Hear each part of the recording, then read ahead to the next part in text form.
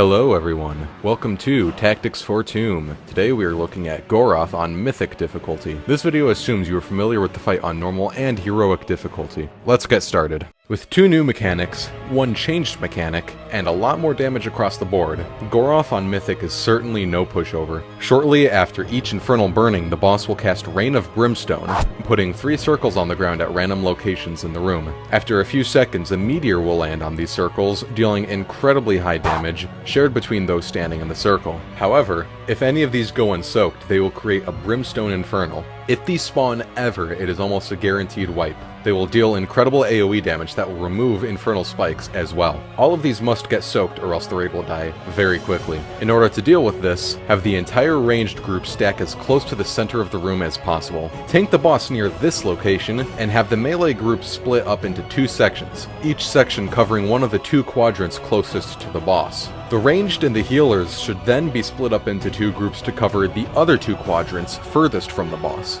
Usually 3 people will be enough to help soak, and of course immunities can be used as well if need be. Occasionally, 2 or even all 3 of these circles will be in one location. Make sure to call these out quickly and have the whole group run over to help soak. And if an immunity is being used, make sure it is known to the group. For tanks, the circle for burning armor is drastically larger than on heroic and will increase damage taken by 300% instead of 200%. However, there is a 1 to 2 second gap usually where tanks will need to taunt swap, where one tank still has the 300% damage increase debuff. Have the tank that just got the circle hold on to the boss for 1 or 2 more seconds, while the other tank lets their debuff drop off. Then, the other tank can taunt, and the first tank with the debuff needs to run out very quickly. This will repeat throughout the whole fight. The hard part about this comes when the boss does infernal burning at the same time, in which positioning has to be very crisp and the tank should try to run somewhat towards the spikes with their burning armor, but make sure not to overlap the circle with the spikes. If possible, bring a holy or discipline priest to use Leap of Faith on the tank after the explosion has occurred, or have some warlock gates set up to allow the tank to get closer to the spikes. The final mechanic in Mythic is one of the most deadly.